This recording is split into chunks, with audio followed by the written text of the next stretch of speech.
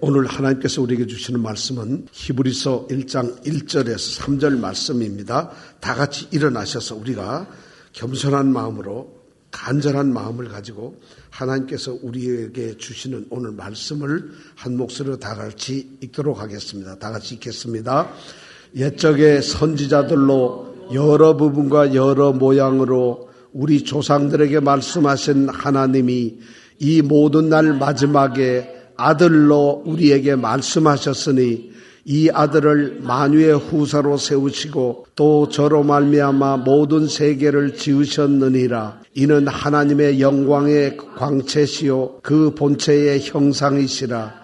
그의 능력의 말씀으로 만물을 붙드시며 죄를 정결케 하는 일을 하시고 높은 곳에 계신 위엄의 우편에 앉으셨느니라. 아멘. 오늘 말씀은 지난주에 우리가 생각하고 읽었기 때문에 아마 낯설지 않고 또 짧은 말씀이기 때문에 우리가 익숙해질 수 있어요. 지난주에 우리가 생각했던 말씀의 핵심은 이겁니다. 하나님의 계시가 있는데 하나님이 자신을 드러내고 자신의 생각을 나타내는 게 있는데 그게 뭐냐면 하나님의 말씀이에요. 우리는 성경을 하나님이 나타내신 하나님의 계시라고 받아들입니다. 계시는 하나님이 자신을 나타내는 건 대개 한 두 가지 정도가 있다 그래요. 신학자들은 일반 계시와 특별 계시로 나눕니다. 일반 계시는 뭐냐? 하나님이 자신을 드러내는 방법이 특별한 방법을 쓰지 않고 보통 우리가 알 수 있는 방법으로 하나님은 자신을 드러냈다는 거예요. 이 일반 계시가 바로 뭐냐면 이 자연을 보면서 우리가 살아가는 새해 1월 1일이 되면 차를 타고 저 해가 뜨는 곳에 가죠. 그래 가서 해 뜨는 걸 이렇게 보면서 사진을 찍고 좋아합니다. 그러면서 거기에서 이 창조를 하신 만물을 창조하신 그 하나님의 모습과 하나님의 뜻을 우리가 발견하게 되는 것이죠. 자연을 통해서 일어나는 어떤 자연의 일들을 통해서 우리는 하나님이 내게 무엇을 말씀하고 있는가, 하나님께서 무엇을 경고하고 있는가를 자연의 이치를 통해서 알 수가 있어요. 그걸 우리는 일반 계시라 그러고 그 일반 계시는 우리는 하나님을 더 잘 알 수가 없어요. 그리고 하나님께서 주시는 그 구원을 받을 수가 없어요. 자연을 보고 받을 수는 없잖아요. 그래서 하나님께서는 인간들을 구원하시기 위해서 하나님의 택하신 백성들을 구원하시기 위해서 특별한 계시를 주셨다는 것이에요. 그게 뭐냐? 바로 하나님의 말씀이고 성경이라는 것이에요. 성경이 뭐라고요? 무슨 계시? 특별 계시가 뭐라고요? 하나님의 말씀은 뭐라고요? 성경. 네, 성경이 바로. 그러니까 우리가 성경은 하나님이 자신을 드러낸 특별한 방법이라는 거예요. 그런데 지난주 우리가 생각했던 게 구약 시대에는 그 하나님께서 자신을 드러내는 이 하나님의 말씀이나 성경을 선지자들을 통해서 했다는 것이죠. 그런데 신약에 와서 누구를 통해서? 예수 그리스도 아들을 통해서. 오늘 우리가 1절에 보면 2절에 보면 그렇죠. 옛적에는 선지자들로 2절에 보니까 이 모든 날 마지막에 말세에는 아들로 말씀을 하셨다는 것이죠. 이것이 지난주에 우리가 생각했던 거예요. 그런데 하나님께서 자신을 드러내는 이 특별 계시를 보니까 매우 중요한 하나 구분이 있어요. 시대적으로 구분을 하셨어요. 구약 시대와 신약 시대라는 것을 구분해서 하나님은 자신의 특별 계시를 말씀하셨어요. 구약이라는 계시와 신약이라고 하는 계시를 하셨죠. 그 다음에는 그 시대적 구분을 하셨는데 각각의 시대에서 그것을 하실 때 방법을 좀 다르게 하셨다는 거예요. 구약에는 선지자들을 통해서 하셨고 신약에는 누구를 통해서? 아들을 통해서. 구약은 누구를 통해서? 선지자. 그러니까 선지자 모세 선지자죠. 모세가 창세기, 출애굽기, 레위기, 민수기, 신명기 이 5개를 썼다고 그래요. 이사야 선지자는 뭐를 썼을까요? 예레미야 선지자는 뭐를 썼을까요? 이야, 거의 성경 박사님들. 에스겔 선지자는 뭐를 썼을까요? 정말 대단하죠. 그러면 아주 조금 어려운 걸 한번 내볼게요. 다윗은 다윗은 선지자가 아니죠. 그렇지만 또 선지자 역할에서 시편을 쓰고 그래요. 구약은 바로 그런 선지자들을 통해서 쓰셨고요. 신약은 누구의 말씀이다? 우리 예수 그리스도 하나님의 아들의 말씀, 아들을 통해서 했다. 그러니까 구약과 신약에는 차이가 있어요. 구약은 하나님의 종들인 선지자들을 통해서 했기 때문에 좀 부분적이고 완전하지 않아요. 희미하다는 것이에요. 그런데 신약은 하나님이 자기의 아들로, 종이 아니라 아들을 보내셔서 말씀을 하시고 계시했기 때문에 이거는 매우 분명하고 확실하고, 그리고 우리가 분명하게 끝으로 종결을 할 수가 있는 이런 계시를 하셨다는 거예요. 그렇다면 여러분들에게 한번 묻고 싶어요. 하나님의 말씀은 구약하고 신약에서 뭐가 더 그래도 완전할까요? 신약이겠죠. 그죠? 왜냐하면 하나님의 아들이 정한. 그래서 구원과 관련된 이 말씀을 보면은 신약에 훨씬 더 자세하고 구체적인 이야기들이 써 있다는 거예요. 왜냐? 거기에서 구원 얻는 방법에 대해서 하나님께서 말씀을 하셨기 때문에. 그래서 우리가 신약을 우리의 성경으로 받아들이고 있어요. 특히 신약이 더 그렇게 되는 이유 중에 하나는 하나님의 종인 선지자가 아니라 하나님 자신의 아들인 예수 그리스도가 계시의 중보자가 되었기 때문에 그래요. 그 계시를 나타내는 게 바로 하나님의 아들이기 때문에 이건 더 완전할 수밖에 없어요. 그래서 우리는 하나님의 말씀 신약을 통해서 그 아들 예수 그리스도를 믿게 되는 것이에요. 그런데 그 예수님은 누구냐? 정말 하나님의 그 모습을 그대로 가지신 신성과 그리고 굉장한 능력을 가지신 그것을 우리는 성경을 통해서 알 수가 있다는 것이죠. 그런데 이 히브리서가 어떤 사람들을 향해서 썼다 그랬죠? 누구를 향해서 썼다? 히브리서는 예수님을 믿는 유대인들을 향해서 쓴 글이에요. 그런데 유대인들이 시간이 지나면서 믿음이 약해지는 거예요. 참 너무 오래전에 보니까 믿음이 그냥 습관, 타성이 붙고 습관이 돼서 그냥 그렇게 믿어지게 되는 거예요. 거기다가 유대인들 형제들이 동포들이 박해를 해요. 다시 유대교로 돌아와라. 그렇게 하면서 또 로마인들이 박해를 하니까 할 수 없이 그들의 믿음이 막 흔들리기 시작하는 거예요. 그들이 제일 처음에 예수가 하나님의 아들이라는 걸 믿고 그 예수가 구원자라는 걸 믿고서 예수님을 믿었는데 점점점 믿음이 없어지니까 예수님을 대수롭지 않게 생각하고 예수님에 대한 확실한 지식이 없어져 버리는 거예요. 그러면서 그들 본래 속에 있던 유대인들의 생각들, 우리의 조상들, 우리의 선지자들이 얼마나 하나님의 종으로서 훌륭하냐. 그들이 말씀한 계시한 구약 성경이 우리에게 정말 중요한 성경이다. 이런 생각을 가지게 되었다는 것이죠. 그러다가 보니까 자신들 조상들을 존경하는 선지자들을 존경하는 이런 것이 있다 보니까 하나님의 아들인 예수를 가볍게 여기고 쉽게 생각하고 잊어버리는 이런 일이 있다는 거예요. 그래서 히브리서는 상당 부분을 갖다가 하나님의 아들 예수 그리스도가 어떤 분이냐 하는 것을 우리에게 이야기해 주고 있어요. 하나님의 아들 예수 그리스도는 누구냐 도대체. 그리고 그분이 무엇을 행하셨느냐, 무슨 일을 하셨느냐. 이것을 주로 기록해서 그들이 하나님의 아들 예수 그리스도를 믿도록, 그만을 바라보도록, 그만 의지하도록 이렇게 그들을 가르치고 격려하는 성경이 바로 히브리서라는 거예요. 오늘날 같으면 별 문제가 없지만 옛날에는 지금처럼 매스컴이 발달이 돼서 소식을 들을 수도 없고 전화기 한 통으로 온 우주가, 온 세계가 내 손안에 있는데 그 옛날에는 예수님을 본 적도, 예수님에 대해서 들은 적도 없는 사람들이 너무 많아요. 그러니까 예수님을 어떤 사도들이나 이런 사람들을 통해서 듣긴 들었는데 그만 오래 시간이 가면서 그게 흐지부지 된다는 것이죠. 그래서 그들에게 분명하게 예수 그리스도가 하나님의 아들이라는 것을 심어줄 필요가 있어요. 그래서 히브리서가 기록이 된 겁니다.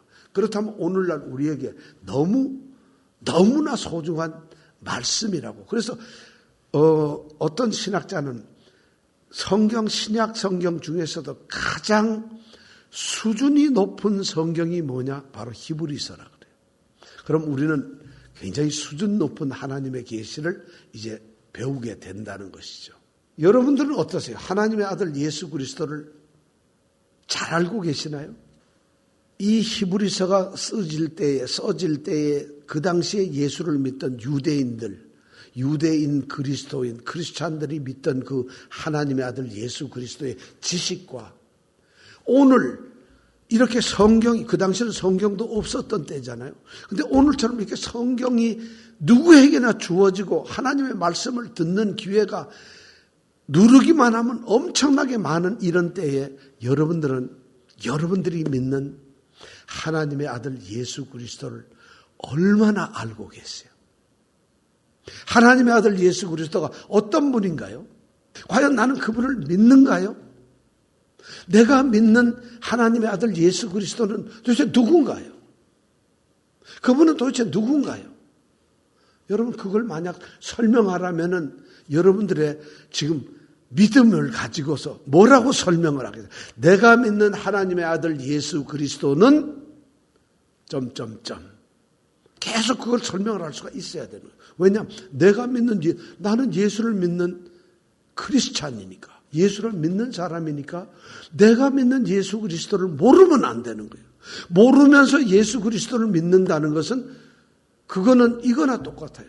주머니에 100만 불이 들어있는데도 이 100만 불이 가치를 모르니까 아무런 생각도 안 하는 거나 똑같아요. 예수를 믿으면서 예수가 누군지를 모르기 때문에 이게 문제가 심각해지거든요. 바로 그런 것을 히브리서는 지적을 하고 있어요. 자, 그렇다면 예수는 어떤 분일까요? 예수님은 무슨 일을 하셨을까요? 오늘 2절과 3절에 보면은 그 내용들을 이 히브리서를 쓴 기자가 아주 7개의 내용으로 기록을 하고 있어요. 그러니까 오늘 우리는 내가 믿는 예수 그리스도, 다른 사람 필요 없어요. 옆에 사람 누가 믿든지, 아니면 뭐 집에 누가 믿든지, 다른 교회 누가 믿든지, 우리는 그걸 따지는 게 아니라 내가 믿는 예수 그리스도는 어떤 분인가 하는 것을 7가지 오늘 성경 말씀을 통해서 그분이 어떤 분인가, 그분이 무슨 일을 하셨는가를 우리가 알고 내가 믿는 그 예수님을 확실하게 믿을 수 있는 근거가 오늘 생기기를 저는 원합니다. 자, 그렇다면 예수님은 어떤 분이실까? 자, 2절에 보니까 이 모든 날 마지막에 아들로 우리에게 말씀을 하셨다 했어요. 바로 그 예수님이 말씀을 했다는데 유대인들 생각에는 예수님 아들이 말했다는 게 그게 어쨌단 말이냐? 아들이 뭔데? 아들이 누구야 도대체? 아들이 뭘 했어? 이런 회의와 의심과 또는 궁금증을 가지고 있잖아요. 그런데 히브리서가 이 아들로 말하면 누구다 하는 것을 그 다음부터 설명을 해요. 첫 번째가 뭐냐 하면은 이 아들을 만유의 후사로 세우셨다. 자, 다시 한번 읽으세요. 시작. 이 아들을 만유의 후사로 세우셨다. 이 말은 뭐냐면 하나님의 아들 예수 그리스도는 만유의 상속자라는 거예요. 아들이잖아요. 하나님의 아들이니까 하나님이 창조하시고 하나님이 모든 만들어 놓으신 이 세상, 만유라고 하는 것은 모든 피조물을 말할 때 만유라고 그래요. 만유의 주제, 모든 피조물을 다스리는 것. 만유 안에 계시는 분, 모든 피조물을 통치하고 그걸 주장하시는 분, 이런 의미거든요. 만유란 이 세상에는 모든 피조물이에요. 저도 여러분들도 이 교회 건물조차도, 모든 이 마이크조차도, 이 모든 만유의 상속자라는 거예요. 아들이니까 아들한테 넘겨주면 나중에 이 만유는 어떻게 누구의 것이 되는 거예요? 상속인은 예수 그리스도에게로 넘어가는 것이죠. 하나님께서는 자기가 만드시고 창조하시고 운행하는 모든 만물에 대해서 이 소유권을 아들에게 주기로 상속을 하셨다는 거죠. 예수님은 바로 이 만물의 소유자가 되셨다는 것이에요. 그게 물질적인 것이든 또는 영적인 것이든, 그것이 보이는 것이든 안 보이는 것이든, 그것이 살아있는 물건이든 죽은 물건이든 무엇이든지 전부 예수님께 소유하도록 했다는 거죠. 자, 만물의 소유자가 되셨다면 우리가 믿는 예수님, 저와 여러분들이 믿는 이 예수님은 모든 것의 주인이 되시고 만물의 소유자가 되셨어요. 그렇다면 그분을 우리가 믿고 그분을 따를 때 그분이 우리에게 하실 수 있는 일은 너무 큰 은혜겠죠. 모든 것이 다 그분 건데 여러분 뭐를 걱정하시겠어요? 우리가 그분을 믿는데 그분께서 무엇이든지 그래서 우리가 기도도 하는 거예요. 왜냐하면 예수 그리스도가 만물의 주인이기 때문에 주님께 기도하는 거예요. 돈 필요한 거 이게 바로 그냥 주님께는 아무것도 아닌 거예요. 주님께 우리가 어떤 평강을 어떤 건물을 무슨 권세를 무슨 명예를 이런 것을 막 간구하는 거 주님께는 그게 아무것도 아니에요. 왜냐하면 만유의 소유자이시니까. 그래서 만유의 소유자라는 거예요. 우리가 믿는 하나님의 아들 예수 그리스도는 만유의 상속자다. 이것을 기억해요. 만유의 뭐라고요? 만유의 주인이란 누가 만유의 주인인가요? 하나님의 아들 예수 그리스도. 내가 믿는 예수님이 그런 분이라는 거예요. 자, 두 번째 그 다음에는 뭐라고 돼 있을까요? 볼까요? 두 번째 뭐라고 돼 있어요? 또 저로 말미암아 다 같이 시작. 또 저로 말미암아 모든 세계를 지으셨느니라. 하나님의 아들 예수 그리스도를 통해서 어떻게 하셨다고? 모든 만물을 지으셨다는 거예요. 이 말은 뭐냐? 하나님의 아들 예수 그리스도는 아까는 상속한 소유주지만 이번에는 뭐냐면 창조하신 분이다. 만물을 지으시면 예수님께서는 역사가 시작이 되기 시간이 되고 만물이 생기기 이전에 아무것도 없을 때 하나님과 함께 계셨어요. 그래서 하나님과 함께 계시면서 하나님께서 창조하실 때 말씀으로 사역을 하셔서 예수님을 통해서 하나님께서는 예수님을 통해서 예수님의 말씀을 통해서 더불어서 이 모든 창조를 이루어내신 분이에요. 그러니까 예수님은 누구냐? 창조자라는 거예요. 그런데 여기에 보니까 모든 세계를 지으셨다. 아까는 만유의 후사고 이번에는 모든 세계. 이 세계란 말이 두 가지 이 세계라는 단어가 헬라어에는 두 가지 의미가 있어요. 하나는 코스모스라고 하는 단어를 써요. 코스모스란 뭐냐면 이런 우주에 있는 이런 물질들을 통한 그런 우주를 갖다 코스모스라 그래요. 그럼 물질적인 것은 코스모스예요. 이 코스모스의 주인이 바로 창조주가 바로 예수님이신데 오늘 말한 이 모든 여기 세계에서 세계란 코스모스를 얘기하지 아니하고 아이오나스라는 말을 써요. 아이온. 그러니까 아이온이라는 단어인데 아이온이라는 말은 뭐냐면 시간이란 말이에요.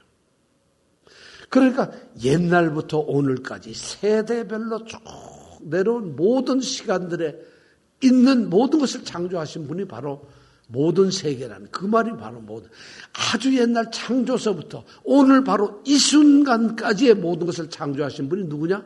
앞으로도 영원히 창조하실 시간에 내에서 창조하실 분이 바로 예수 그리스도라는 거예요. 그러니까 그분은 창조하시고 소유하시는 분이에요.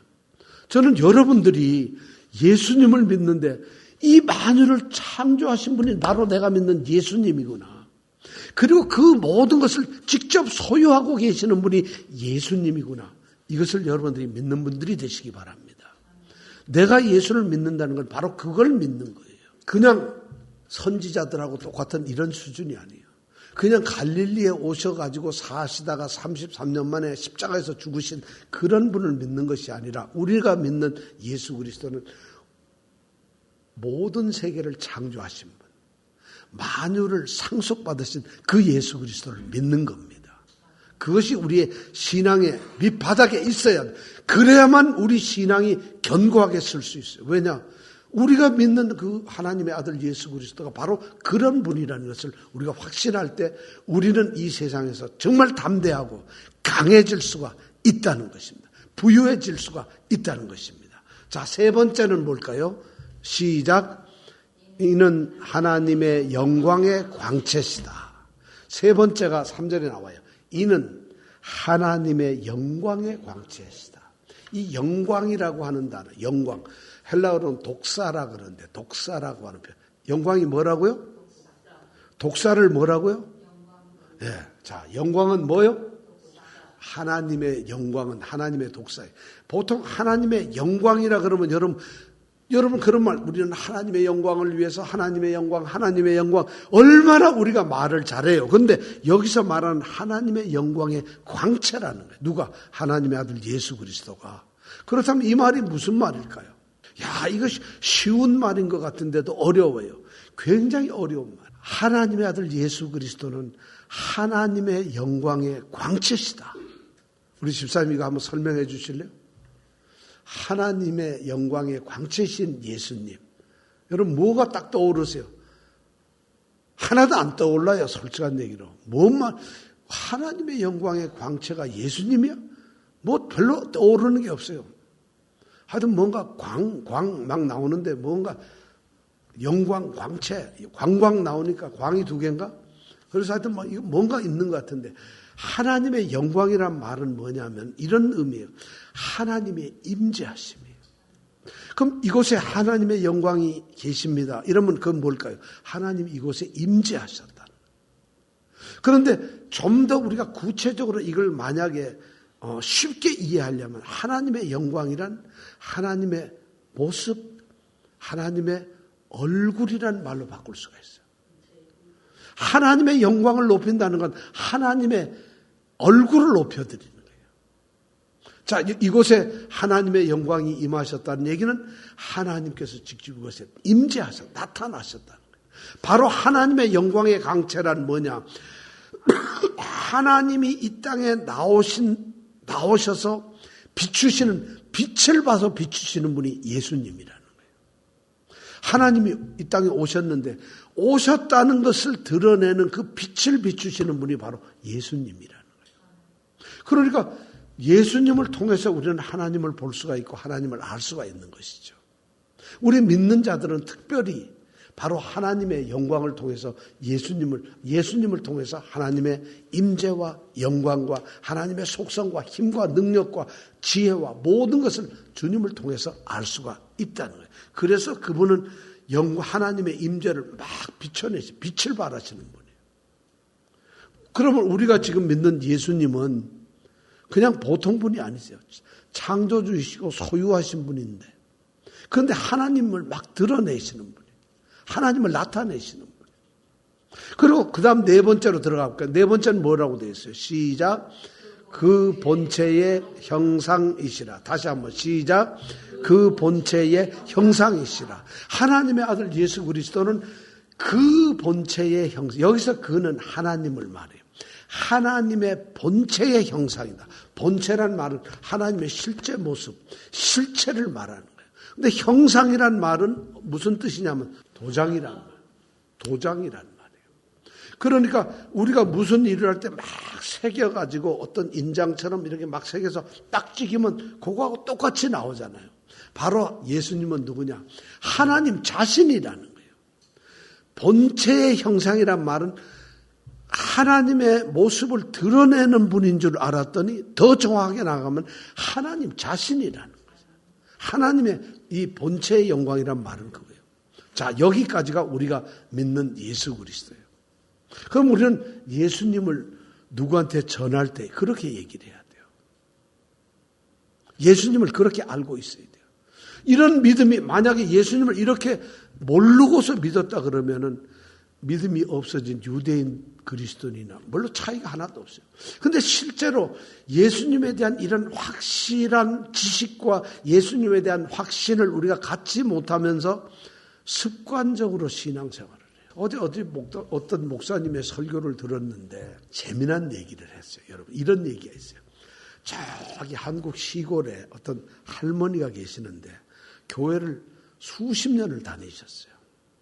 이분은 교회를 가려면 냇가를 건너서, 강을 건너서 가야 돼요. 교회가 거기 있어요. 그 교회가 종을 치면은 이 할머니는 뭐 권사님인지 모르겠어요. 그래서 그걸 가는데 혼자 가는 게 아니고 꼭 누구랑 가냐면 강아지하고 같이 가요.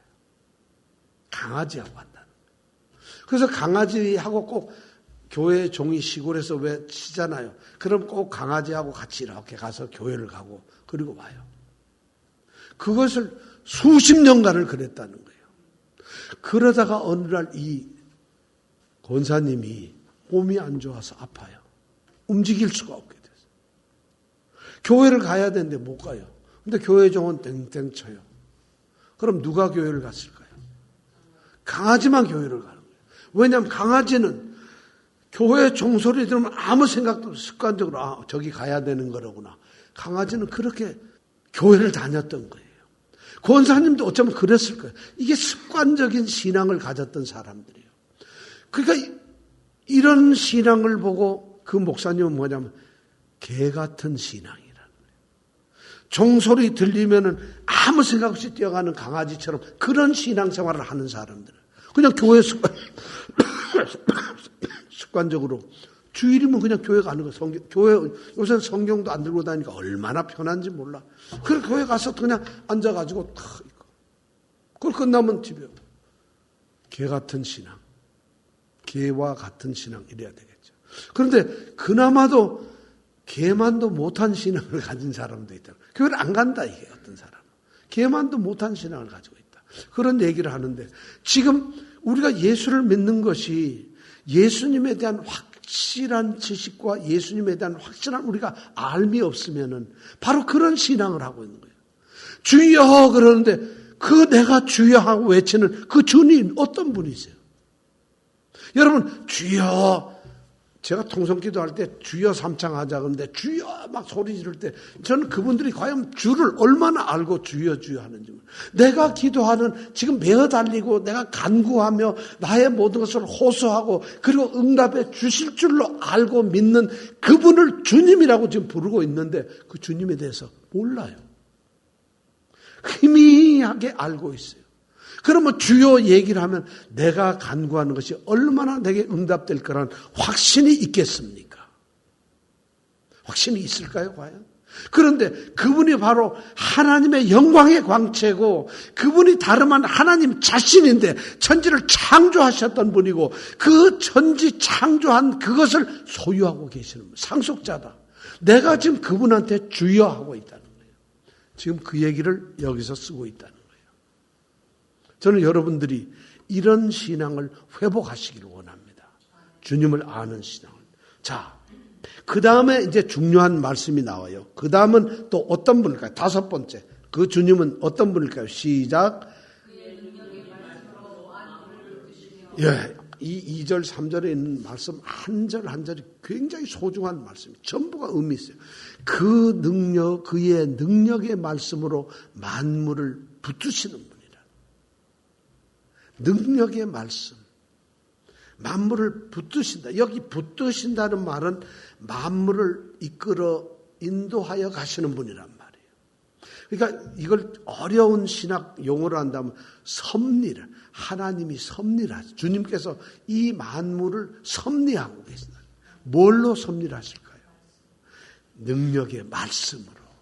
여기서 말씀은 성경에서도 주님의 말씀을 두 가지로 표현해요. 로고스라고 하는 말씀을 써요. 로고스라는 말은 진리라는 의미를 가질 때 로고스를 써요. 근데 로고스가 아니고 레마라고 하는 단어가 있어요. 레마라고 하는 똑같은 말씀이에요. 레마는 뭐냐면 실제로 행동하고 움직이고 뭔가를 할 수 있는 아주 구체적인 명령을 말할 때 레마라고 해요. 그렇다면 여기서 말하는 그의 능력의 말씀이란 뭐냐면 바로 능력이 있는 레마를 말하는 거예요. 주님께서는 그분의 능력 있는 말씀으로 이 만물을 갖다가 어떻게 하고 있다? 섭리하고 계신다. 이끌어가고 계신다는. 그래서 우리가 이 주님의 말씀이 이 로고스가 우리에게 닿아서 레마로 바뀌어지는 것이에요. 이 성경의 말씀이 진리의 말씀이 우리가 읽고 듣고 깨닫고 간구함으로 그 말씀이 우리에게 하나님 주님께서 우리에게 직접적으로 간섭하시는 레마로 바뀌어가는 거예요. 그런데 그 레마가 바로 이 세상을 이끌어가고 있다는 거죠. 너무 중요한 말씀이에요. 이 세상은 하나님께서 우리 주님께서 창조하시고 나서 그냥 내버려 두신 게 아니에요. 한번 창조했기 때문에 창조한 대로 그냥 굴러가는 게 절대 아닙니다. 창조자이신 우리 하나님의 아들 예수 그리스도께서 그분의 말씀으로 이 세상을 이끌어가고, 그러니까 여기 계시는 말씀으로 붙들고 계신다는 게 모든 걸 섭리하신다는 거예요. 우리의 삶을 하나하나 전부 다 아시는 그분께서 그분의 말씀을 통해서 우리를 갖다가 이렇게 인도하고 계세요. 그런데 우리가 그 말씀을 만약 듣지 않거나 모른다고 한다면은 하시는 그 성경 하나님의 말씀을 계시하신 그 하나님의 말씀을 주님께서 하나님의 아들 예수 그리스도께서 우리에게 레마로 들려주는 그 명령이 우리에게 없다고 하면 우리는 주님의 인도하심을 받지 않는 거예요. 그러니까 말씀을 우리가 들어야 되고 읽어야 되고 알아야 되고, 이 말씀 로고스 가운데서 이것이 어떻게 우리에게 레마로 다가오느냐, 이 성경이 우리에게 어떻게 말하고 있느냐, 바로 그 말씀을 통해서 우리를 갖다가 주님께서 끌고 가고 계시는 거예요. 그러니까 이 말이 너무 중요한 거예요. 우리는 그냥 살 수가 없어요. 주님의 레마, 말씀으로 살아가는 사람. 그런데도 우리는 그냥 살아가요. 왜냐하면 우리 자신이 지혜롭고 능력이 있고 굉장히 또 잘할 수 있다고 생각을 하기 때문에 그래요. 왜냐? 우리는 바로 그런 가장 주님이 볼 때는 형편없는 그냥 인간의 삶을 살아가는 거예요. 주님이 원하시는 것은 주님이 선택한 성도이며 영적인 존재로서 하늘나라의 주인공들인 그러한 사람들이 어떻게 살아갈 것이냐, 이것이 주님의 관심이에요. 우리는 그런데 내 자신이 바로 그런 하늘나라의 사람이라는 이것을 성도라는 걸 잃어버리고 그냥 한 인간으로서 살아가려는, 그러다 보니까 하나님의 말씀이 우리에게 닿질 않는 거예요. 무서운 얘기예요. 그러면서도 우리는 신앙이 있다고. 신앙이 있다는 얘기는 하나님, 우리 주님을 나의 주인으로 모시고 내가 그분에게 순종하며 살아가는 것이 믿음이고 신앙이에요. 그런데 뭘 순종해요? 종치면 개가 종소리 듣고 교회 건너가듯이 그냥 주일날 되면 교회 오는 거, 이게 우리의 신앙인가요? 바로 말씀이 필요하다는 거예요. 바로 이 아들을 통해서 우리에게 계시해 주신 이 하나님의 계시의 말씀, 그것이 내게 그 말씀으로 살아서 역사되고 명령하고 분부하고 깨닫게 하신 그 진리의 말씀을 가지고, 레마를 가지고 우리는 살아가는 것이 바로 이 말씀을 다섯 번째 하고 있어요. 바로 주님은 그 말씀을 우리에게 하고 계신다, 이런 거예요. 자, 여섯 번째는 뭘까요? 시작. 네, 죄를 정결케 하시는 일을 하시고. 너무 중요한 말씀을 하세요. 예수님께서 이 땅에 오신 것에 가장 중요한 것은 죄의 문제를 해결하는 것이에요. 인간들에게 복을 주거나 이런, 얼마든지 복을 주실 수가 있어요. 그런데 복을 주고 우리를 강건하게 하고 우리를 대단하게 만드는 이것이 아니라, 주님이 이 땅에 오셔서 가장 중요한 일을 하셨던 하나님의 아들 예수 그리스도가 이 땅에 성육신 하셔가지고 이 땅에 사람으로 오셔서 하셨던 가장 중요한 일은 우리의 죄 문제를 해결하셨다는 거예요. 죄 문제를, 여러분 이것이 얼마나 중요한지 몰라요. 죄 문제가 아니면 우리는 믿는 자가 될 수 없어요. 죄 문제가 해결되지 않으면 하나님의 자녀가 될 수가 없어요. 죄 문제가 해결되지 않으면 우리는 그리스도인이라고 부름을 받을 수가 없어요. 죄 문제가 해결되지 않고 여전히 죄 가운데 있다면 우리는 세상 사람과 다를 바가 조금도 없어요. 단지 교회 안에 있는 세속적인 사람들일 뿐이에요. 이 건물 안에는 교회 안에 들어오지 못하죠. 교회란 우리 예수님을 주님으로 고백한 사람들의 모임이 교회인데, 이건 건물이잖아. 건물 안에 있으면서 나는 하나님의 자녀입니다 하는 것, 그것은 죄 문제가 해결되지 않으면 그 사람은 여기 있으나 밖에 있으나 그 자리가 무슨 의미가 있겠어요? 이 건물 안에 있으나 집 안에 있으나 무슨 차이가 있겠느냐고요. 바로 오늘 말씀에 죄를 정결케 하시는 일을 주님께서 하셨다는 거예요. 이 죄를 정결케 한다는 이 말이 히브리서의 주제입니다. 히브리서에서 주제가 되고 있어요. 예수님께서는 사람으로 오셔가지고 자기 자신의 몸을, 자기 자신, 하나님이신 인간이신 그분이 자기의 몸을 희생 제물로 드려버렸던 거예요. 왜? 우리의 죄를 해결하기 위해서요. 우리의 죄를, 그래서 우리를 죄에서 깨끗하게 구속해서 우리는 바로 그 갈보리 십자가를 통해서 우리는 죄의 문제가 해결된 성도가 된 거예요. 비로소 구별된 사람들이 된 것이요. 여러분, 이것이 믿어지지 않거나 이것이 여러분 가슴 속에 그냥 감동으로 밀려오지 않으면 우리는 신앙의 감동이 없는 거예요. 주님을 만난 적이 없는 사람들이에요. 주님을 만났다는 것은 내게 사업이 잘 되도록 하기 위해서 주님을 만나는 건, 그런 주님을 만나는 건 없습니다.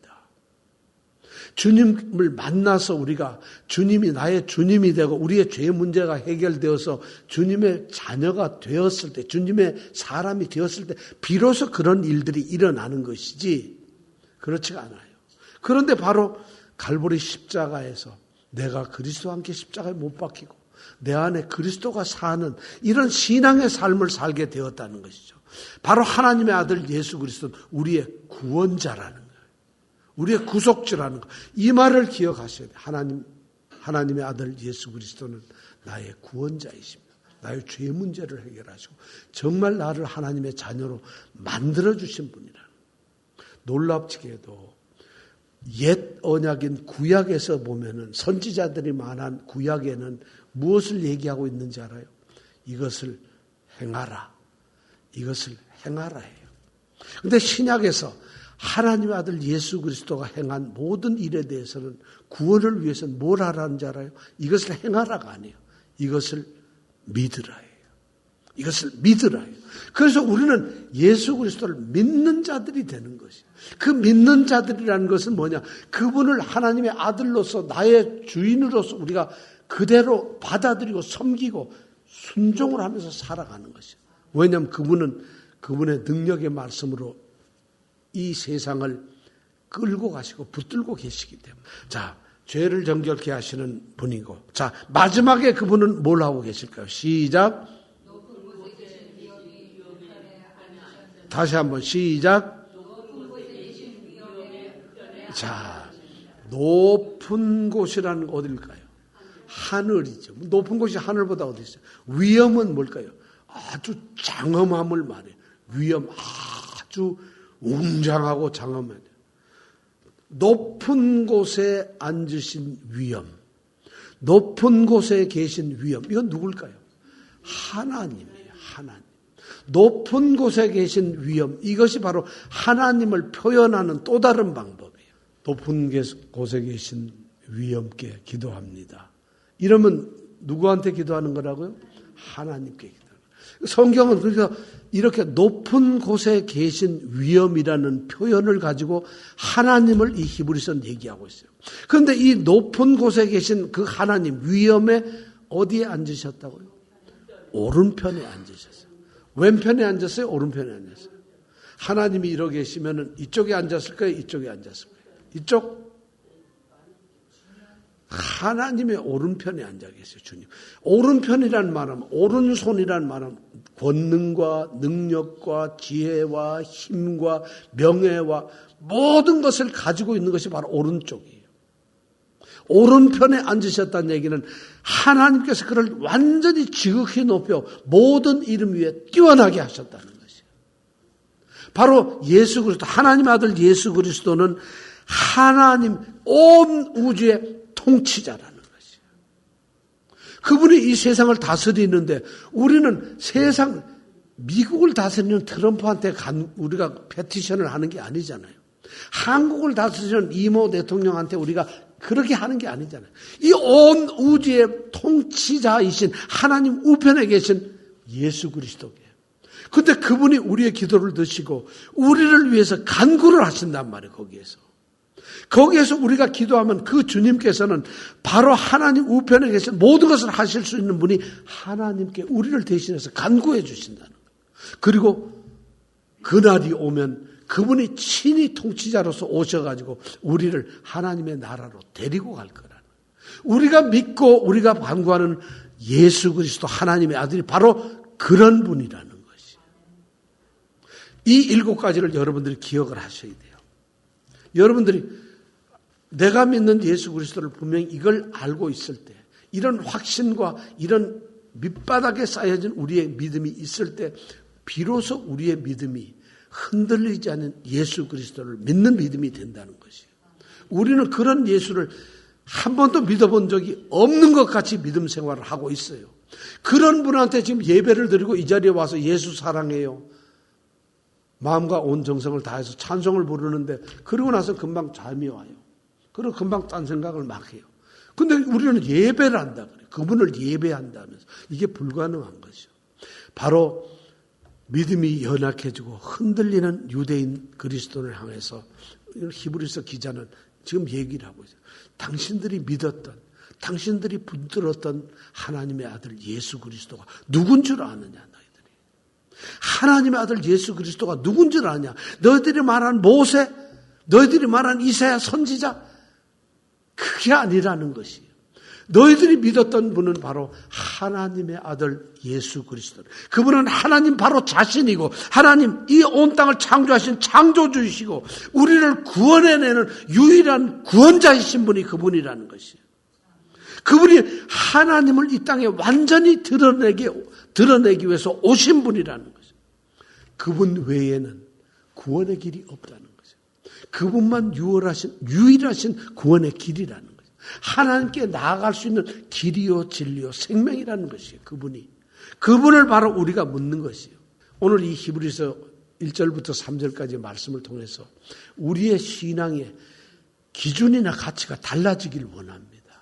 이제부터 우리 신앙이 그렇게 되죠. 이 히브리서가 우리에게 막 간구하고 외치는 이런 믿음의 사람들이 우리에게 있어요. 만약 여러분 생각해 보세요. 내가 믿는 예수 그리스도 하나님의 아들이 이런 분이 7개의 이런 일을 하신 분이고 이런 존재 신분을 가지신 분이라면 어떻게 기도 안 할 수 있고 어떻게 찬양을 안 할 수 있어요. 그리고 내 삶이 얼마나 달라지겠어요. 얼마나 우리가 정말 고귀하고 능력 있는 대단한 그리스도인들이 되지 않겠어요. 바로 그것을 우리에게 이 말씀은 호소하고 있습니다. 저는 우리 성도들이 그런 성도들이 되기를 간절히 원합니다. 기도하겠습니다. 정말 우리 주님을 우리는 너무 습관적으로 알거나 아니면 아주 좁게 알거나 아니면 대충 알거나 아니면 주님을 모르면서도 아는 척하거나 이렇게 우리 예수 그리스도를 우리가 섬기고 있었습니다. 이런 사람들이 너무 많음을 우리는 고백합니다. 물론 우리가 아니었으면 좋겠습니다. 그러나 만약 우리가 그런 자리에 있었다면 우리의 지나온 믿음의 시간들은 전혀 주님께 카운터가 되질 않아요. 예수님은 알 수가 없어요. 예수님은 그걸 인정도 하시지도 받아들이시지도 그것을 받으시지도 않았어요. 그렇다면 우리는 지금이라도 오늘 히브리서의 이 말씀처럼 그 예수님을 만나고 그분을 나의 주인으로 삼는 온전한 참된 믿음의 사람들이 되기를 원합니다. 아멘. 주님, 우리의 눈을 밝혀주시고 믿음의 주요 온전케 하시는 예수를 바라보게 하여 주옵소서. 아멘. 그 예수가 바로 나의 예수가 되게 하여 주옵소서. 아멘. 우리가 약할 때도 강함이 되며 우리가 쓰러질 때도 우리를 세워주시고 우리의 모든 연약하고 비어있는 것을 채워주시고 충만케 하시는 하나님의 어린 양 예수 그리스도를 믿는 귀한 신앙의 사람들 되게 하여 주옵소서. 아멘. 예수님 이름으로 기도드립니다. 아멘.